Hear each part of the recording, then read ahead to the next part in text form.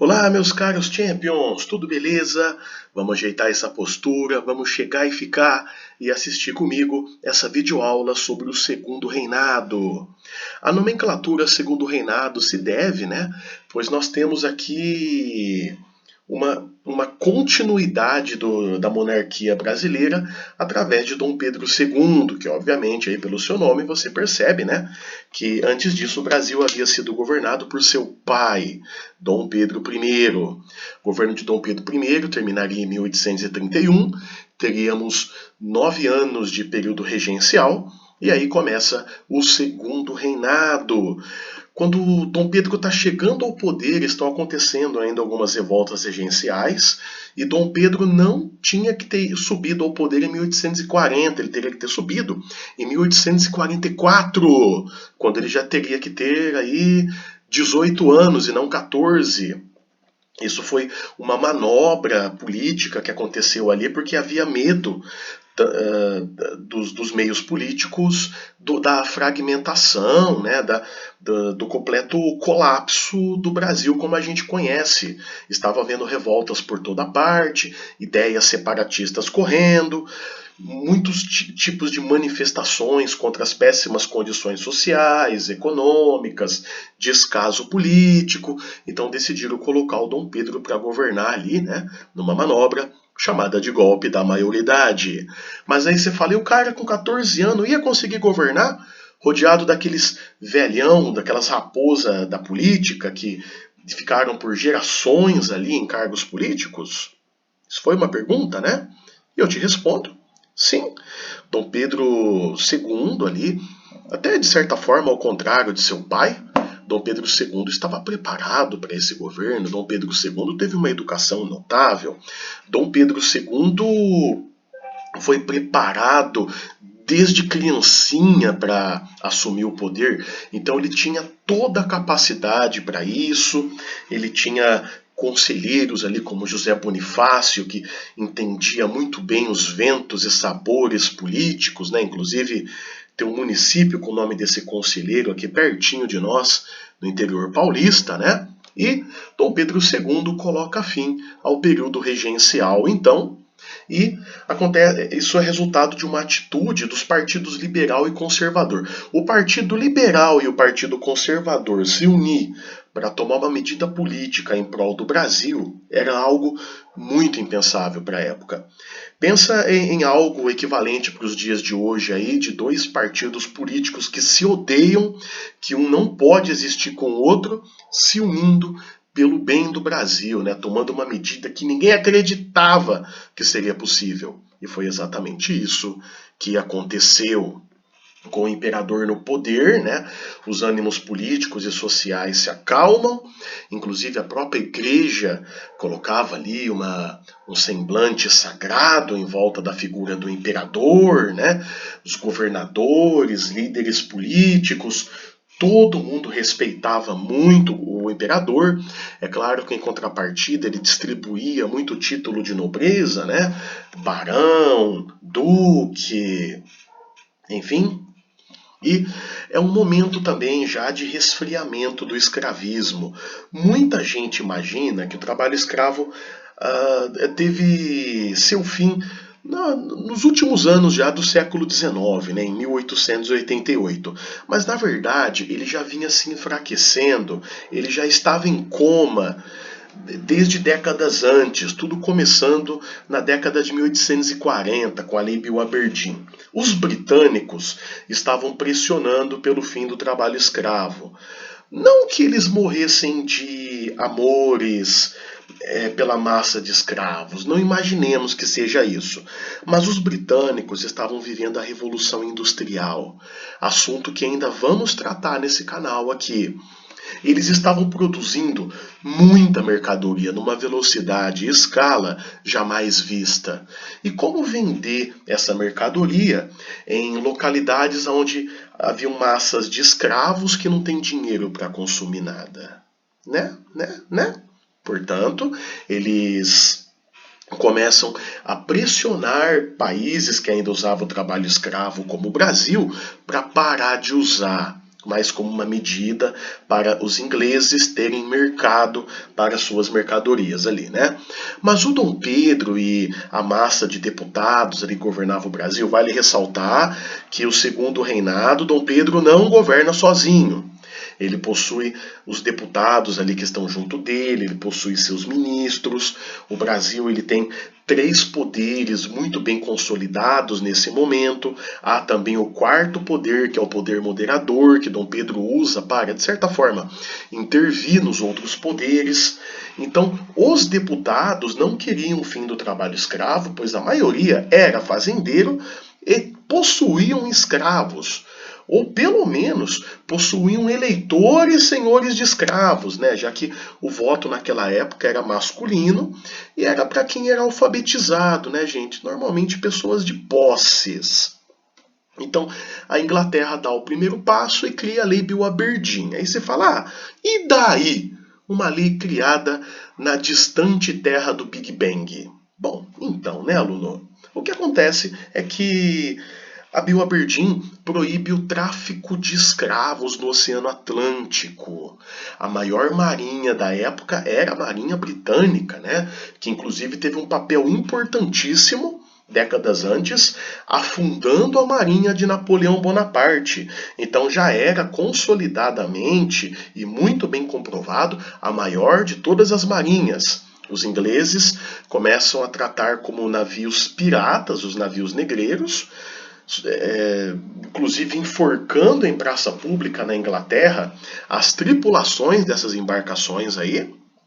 E os africanos apreendidos eram soltos na Libéria, em Freetown, tradução livre, algo como a cidade livre, que é a capital daquele país. Soltava os escravos, os ex-escravos lá, né? Enfim, e a Lei Bill Aberdeen assustou muito traficante de escravo. O preço desses víveres subiu bastante e muitos fazendeiros começaram a procurar alternativas, né, mais baratas, como por exemplo pagar trabalhadores. De uma certa forma, a Lei Bill Aberdeen teve resultado. Depois de muita pressão inglesa, veio também a Lei Eusébio de Queiroz, vulgarmente chamada de a Lei para inglês ver. Coisa para inglês ver é aquela que você faz e ela não tem muita aplicabilidade, é mais para fazer bonitinho para os outros. Este era o caso da Lei Eusébio de Queiroz, uma lei feita para fazer bonito para os ingleses. Tecnicamente, ela proibia o tráfico negreiro dentro do território brasileiro, tornava-se proibido vender escravo da fazenda A para a fazenda B, ou da fazenda A para a fazenda F. É bom, você entendeu aí, né? Essa era a máxima da Lei Eusébio de Queiroz. Então aqui vocês vê, né, aparecendo as coisinhas no quadro, e tudo isso foi encarecendo em várias províncias, até inviabilizando o trabalho escravo. Alguns fazendeiros, né, a gente pode colocar aqui destaque para Barão de Mauá, começam a trazer imigrantes da Europa para trabalhar em fazendas locais. Alguns fazendeiros começam a colocar na conta do lápis, ainda em década de 1850, chegando à conclusão de que, matematicamente, era mais viável manter um trabalhador livre e assalariá-lo do que trazer escravo e ter que se responsabilizar pela senzala dele, pela alimentação, pela medicação, pelo vestuário, ter que pagar jagunço para ficar de olho no escravo para ele não tentar fugir ou não fazer alguma coisa na fazenda que não é desejável naquele momento, né? Tudo isso encarecia bastante ali o preço desse trabalho. É a grande época dos imigrantes, lembrando que imigrante com i de igreja é aquele que vem de outro país para cá e emigrante com e de elefantinho é aquele que sai do nosso país para outro. Os imigrantes, inclusive, que é homenageado, né?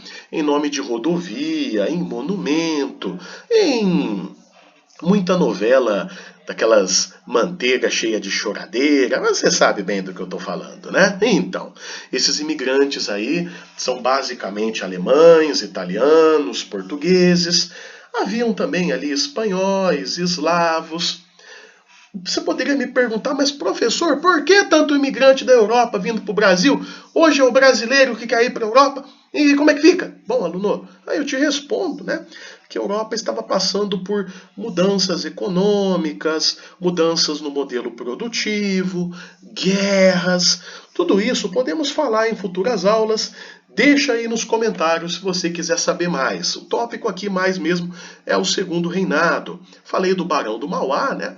É a grande época do café. O café era a locomotiva da economia desse país. Café gerando muito lucro, chamado de o ouro verde brasileiro, gera uma rica classe social chamada de barões do café, e isso gera essa elite aí que eram os barões. O café se expande pelo interior paulista, né? Inicialmente no chamado Vale do Paraíba, ali na Baixada Fluminense. Aí você me pergunta, mas professor, o Vale do Paraíba é no Nordeste, né? Não, não, é no Sudeste. É no Triângulo Mineiro, entre São Paulo, Rio e Minas. Mas por que chama Paraíba? É Paraíba porque esse rio depois ele segue, então, sentido Nordeste e passa por um estado que ganha o nome desse rio aí na região Nordeste, beleza? Aí acompanhando o mapa aqui você entende a expansão do café. No sul e sudeste, o café gerou muita ferrovia. No Espírito Santo e no Nordeste, ali para onde ele se estendeu também, não se usou tanta ferrovia. Usou muito burro e cavalo para puxar a produção ali. Oh, e se você gostou do vídeo, se você assinou, se você acompanhou até aqui, considere dar like ou então até mesmo torne-se membro do canal. Vamos apoiar esse projeto aqui deste professor que vos fala. Assim, nós temos então a expansão do café, atraindo investimentos, ferrovias, desenvolvendo cidades, dinamizando a economia e esses cafeicultores aí, vulgarmente chamados de barões do café, eles tinham um perfil empresarial muito interessante. Diferente do senhor de engenho do período colonial que morava na roça, era um caipirão, era um grosseiro. O barão do café ele tinha toda uma fineza. Ele preferia morar na cidade, fazer belas mansões, né? Em cidades mais antigas, os bairros das áreas nobres eram ocupadas por barões do café. Você pega São Paulo ali, no bairro Higienópolis, área central de Ribeirão Preto, área central de Rio Claro, enfim, muitos municípios, pode ter sido até no teu município, aí você que está assistindo comigo, vamos investigar esse espaço geográfico aí que você está. Com certeza aí no passado do seu município houveram barões do café, talvez por aí passa uma ferrovia, talvez por aí tem muita história ligada ao café. Vamos pegar a habilidade de investigar e se interessar, aluno, pela história local. Isso, ajeita a postura, presta atenção. Vamos investigar, vamos comparar a história dos grandes centros e dos grandes governos com a sua história regional, para você perceber que há toda uma transversalidade, há toda uma combinação, há toda uma grande teia de fatos que se interligam, né? Durante o governo de Dom Pedro II, ele pega o final da Revolução Farroupilha, que ele consegue então colocar fim nela pelo Tratado de Poncho Verde. Ele pega os últimos meses ali da Balaiada. E acontece também no governo dele a última revolta separatista do século XIX, que é a Revolução Praieira. Revolução Praieira acontece porque uma elite política ali da família Cavalcante queria ocupar o cargo no governo ali, né, dos governadores do estado de Pernambuco. Perdendo as eleições, eles ficam brabinhos. E aí eles tentam tomar o poder pelo tapetão, ou seja, por um golpe. Através de artigos no jornal Diário Novo, eles associam ao governo a crise econômica do Nordeste, a situação de penúria da população, eles retiram de si mesmos a culpa pela penúria da região e jogam 100% da culpa da situação política e econômica no governo, inflamando a população numa revolta ali contra o governo. O governo mobiliza mais uma vez tropas e acontecem batalhas entre insurgentes ali que estão tentando dar um golpe e tropas oficiais ao governo. No final das contas, tropas oficiais vencem e termina a Revolução Praieira em 1850. Olha essas questões. Aluno, por mim, assim, não precisa anotar nada não, tá? É só você tentar responder a questão aí por si mesmo, tudo bem? Então, olha as perguntas aqui. Seria interessante você conseguir responder elas até esse momento da aula. Se você não conseguir, acho melhor você voltar alguns minutos do vídeo e acompanhar de novo. Primeiro, que motivos levaram ao golpe da maioridade? Explicado nos primeiros momentos do vídeo. Próximo, cite alguma lei anti-escravista. Falamos de duas. Em qual região brasileira se iniciou a expansão do café? E D. Por quais motivos iniciou-se a Revolução Praieira? Se precisar, pausa o vídeo, olha bem as perguntinhas, tenta responder por si próprio. E feito isso, bora continuar. Aconteceu também entre 1861 e 1865 a chamada Questão Christie. Questão Christie envolveu uma série de maus entendidos entre o governo brasileiro e o governo britânico, inflamados pelo infame meu xará William Christie, então embaixador de Londres aqui no Brasil. Esse impasse começa quando um navio britânico, Príncipe de Gales, encalhou no litoral gaúcho. Aconteceu que nem com aquela titia ali, né? Acabou encalhando ali na praia, né? O navio estava cheio de louças e porcelanas, e com o navio encalhado, a embarcação né, está imóvel, a tripulação pensa, vamos descer e mais tarde a gente volta e desencalha a embarcação. Nesse tempo da tripulação sair, aqui é Rua BR, aqui é Corinthians, aqui é Flamengo, aqui é Vasco. Os brasileiros roubaram todo o carregamento ali da embarcação. Quando os britânicos chegam, a embarcação já tinha sido saqueada. O embaixador fica sabendo e faz uma reclamação oficial. Pouquíssimo tempo depois, nós temos 3 marinheiros britânicos que estavam sem farda, né, estavam à paisana, tomaram umas biritas a mais lá no Rio de Janeiro e começaram a molestar moças na rua. Como a gente sabe, né, aqui no Brasil, isso sempre termina em morte, termina em agressão, né? Começou a mexer com a mulherada na rua. É claro que a polícia prendeu eles, né, ali um atentado ao pudor, e o embaixador se doeu, né, exigiu que soltassem os marinheiros, e o embaixador fez, mandando um requerimento para a Rainha Vitória, né, a chefe britânica ali, exigindo o pagamento da carga. 3.200 libras esterlinas dariam muitas centenas de milhares de reais nos dias atuais, soltura imediata dos oficiais, prisão dos coitados dos policial que prendeu os oficial britânico e desculpas oficiais do governo brasileiro. Olha só que coisa injuriante, né? E isso é estúpido, mas o Brasil estava mexendo com aquele que eu falei anteriormente, né, país que tinha a maior marinha, que tinha o melhor exército, era a grande potência do momento, né? Os Estados Unidos, em 1860 e pouco aqui, era um nenezão ainda. Era a Inglaterra que mandava na bagaça toda. E os conselheiros ali do Dom Pedro ficam divididos.